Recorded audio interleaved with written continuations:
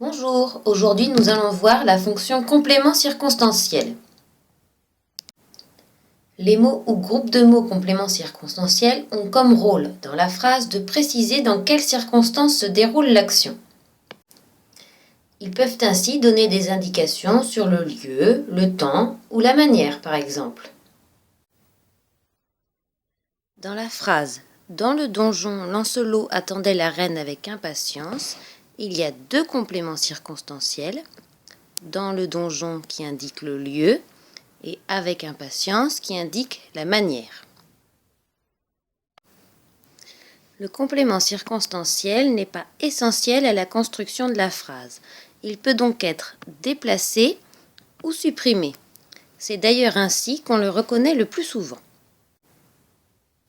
Par exemple, dans la phrase « Dans le donjon, Lancelot attend la reine avec impatience », les deux compléments circonstanciels que nous avons vus tout à l'heure peuvent être enlevés ou déplacés. On peut dire « Lancelot attend la reine avec impatience dans le donjon » ou « Lancelot attend la reine ». Attention!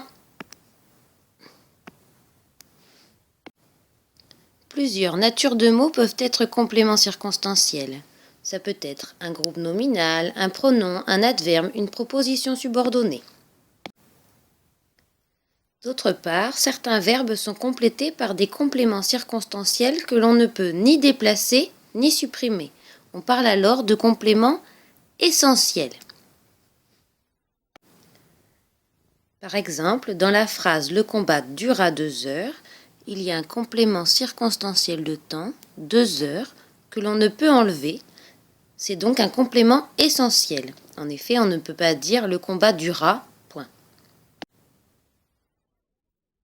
Les différents compléments circonstanciels expriment une nuance de sens.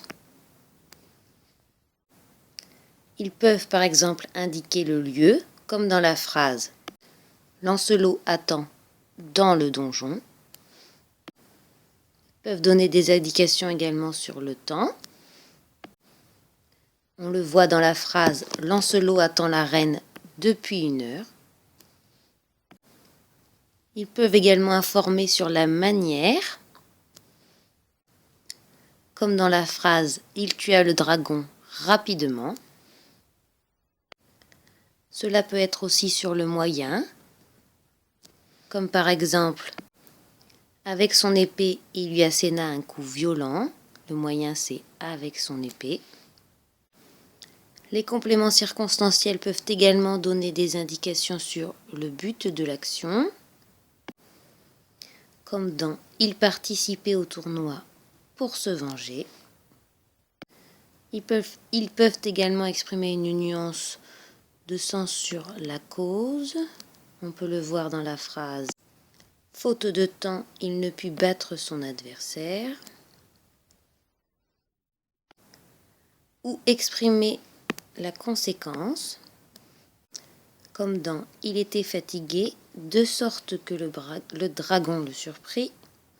Et pour finir, ils peuvent indiquer la comparaison, comme on peut le voir dans la phrase « Il était fort comme une montagne ».